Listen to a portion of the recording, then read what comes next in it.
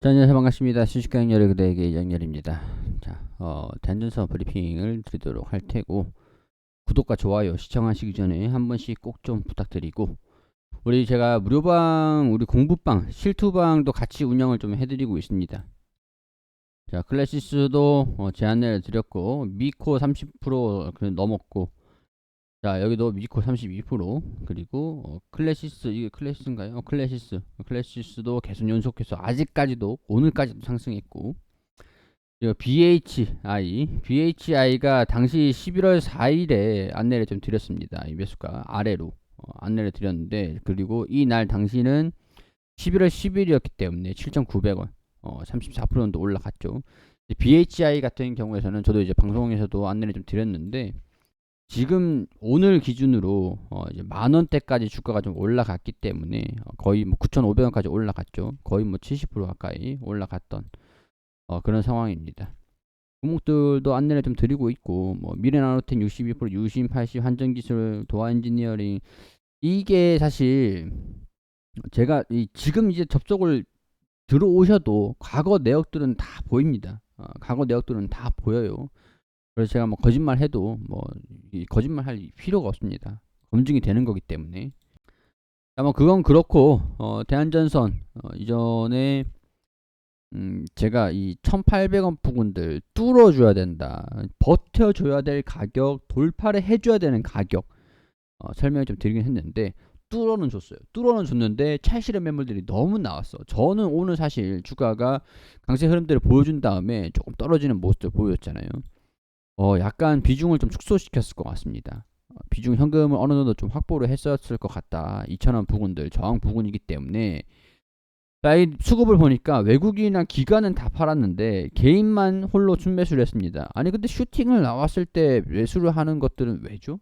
왜 슈팅이 나왔을 때 왜 매수를 했을까? 저는 이 1,800원 이상 돌파를 하면은 2,000원, 1,800원 이상에서 비중 축소를 했었을 것 같은데, 자, 일단 그건 있습니다. 전반적으로 지금 대한전선이 어떤 상황들이냐, 우리가 봤을 때는 사우디, 지금 이제 일정이 어떻게 될지 모르겠는데, 우리 17일에 빈 살만 왕세자가 방한을 한다.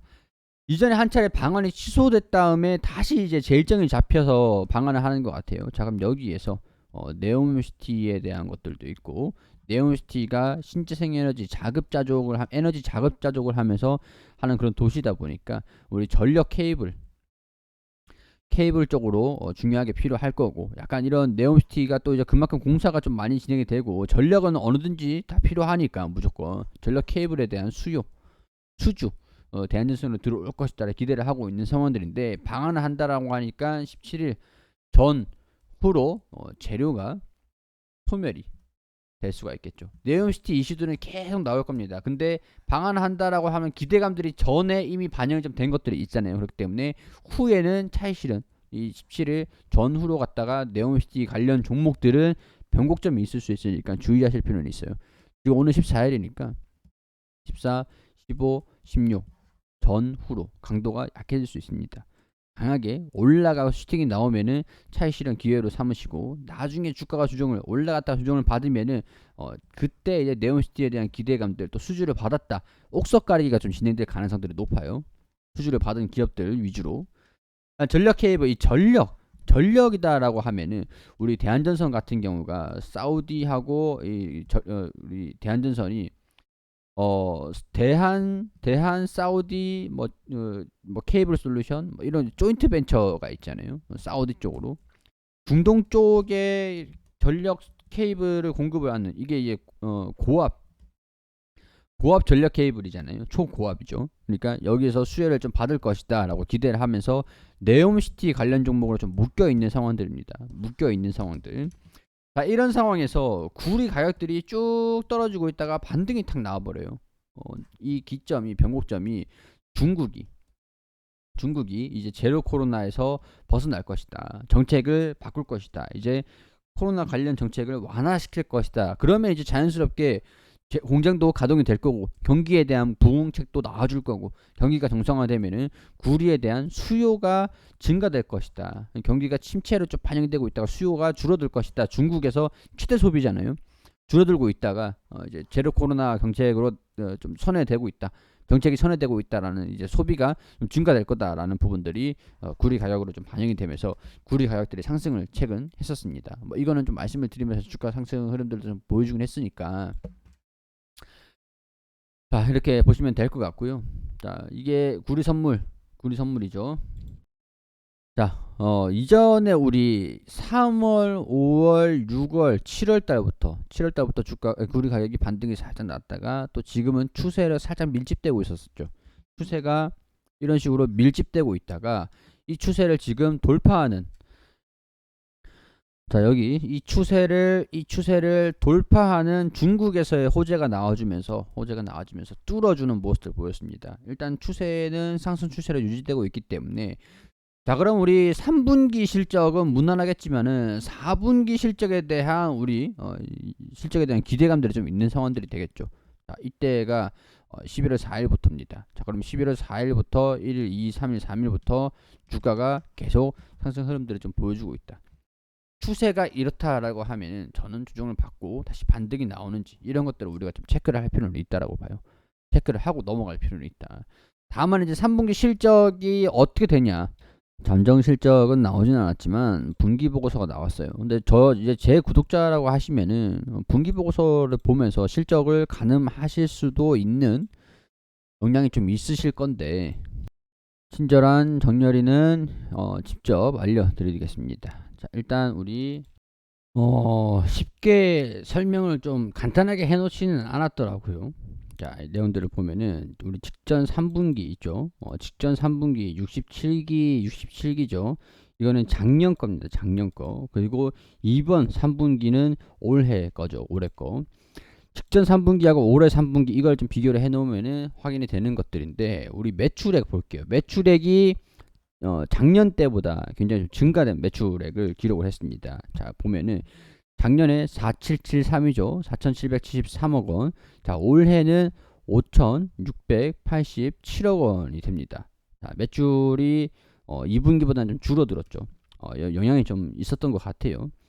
그리고 영업이익이 있습니다. 영업이익이 직접 보면은 151억 원, 여기 151억 원 있죠. 그러면은 영업이익이 27억 원, 27억 원. 단위가 콤마, 이 콤마가 앞에 한 자릿수가 좀 줄어들었죠. 없잖아요, 여기. 자, 27억 원. 그래도 흑자는 유지됐네요. 이게 사실 우리가 좀 적자가 나올 수도 있을 것 같다라는 우려가 좀 있었는데 영업이익이 그래도 흑자가 나왔다. 구리 가격이 급락한 영향이 되겠죠. 급락한 영향들. 자 그리고 여기에서 금융비용에 대한 손실이 좀 추가가 됐던 것 같습니다. 이 환해지에 대한 부분들이 환 리스크를 관리하기 위해서 파생 상품이 드러났던 거, 원자재 파생 상품 약간 그런 것들이 금융비용에서 손실이 좀 컸었던 것 같아요. 기타 영업 외 수익으로 봤을 때는 증가가 됐는데 금융수익에서도 뭐 증가가 된 것들도 있고 금융비용 이게 증가폭이 좀 컸었던 것 같네요. 그래서 영업 외 손익에서 영업이익이 축소가 되는 요인들로 반영이 됐다라고 보시면 될 것 같습니다. 자 그리고 분기 순이익 손실이 나오는데 직전에 보면은 포괄 손익을 볼 수도 뭐 있겠지만 일단 분기 순이익 이거를 좀 봤을 때 직전 189억 원 수준들이었는데 반올림 하면은 190억 수준이 되죠. 190억 수준들 누적이기 때문에 자, 이 분기 순이익 손실 이게 다행스럽게도 이 별도 연결이니까 이게 82억 원 정도 82억 원 아니가 이제 앞에가 한 자릿수가 좀 비죠. 여기 이게 182억 원, 190억 원이었는데 189억 원 이게 82억 원 수준. 다행스럽게도 일단 흑자가 나왔다. 우리가 걱정을 했던 적자는 나오지 않았다. 자, 이 단기 순이익에 총 포괄 손익이 있습니다. 총 포괄 손익이 있는데 이런 것들 다 빼고 나가지고 진짜 남는 단기 순이익이 뭐냐? 모든 이익을 포괄 손익이라고 하는데 이 포괄 손익은 적자가 좀 나온 것들이 있습니다.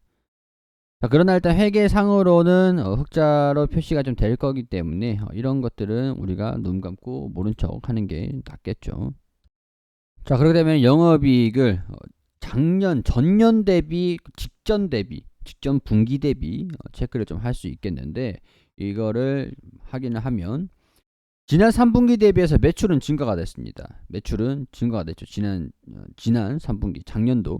그리고 영업이익은 축소가 됐습니다.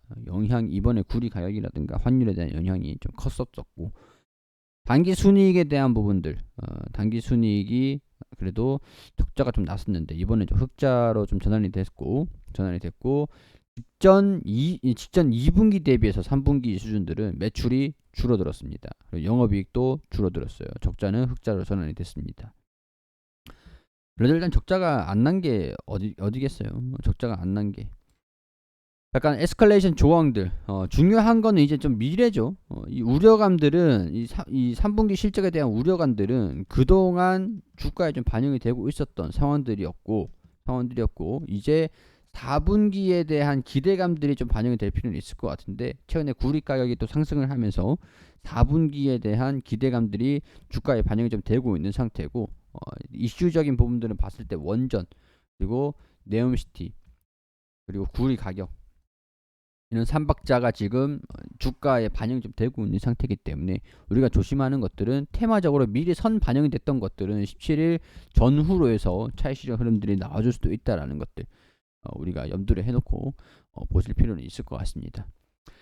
자, 우리 무료방에도 다 안내를 드리고 있습니다. 우리 고정 댓글을 확인하시면 종목들 이렇게 올려드리고 있는 상황들이니까, 공부방에서 안내를 드리고 있으니까요. 오셔가지고 과거 내역들 다 보여요. 보이니까 함께 하셨으면 좋겠습니다. 댓글 클릭하셔가지고 들어오시고, 도움이 되셨다면 구독과 좋아요 한 번씩 부탁드리도록 할게요.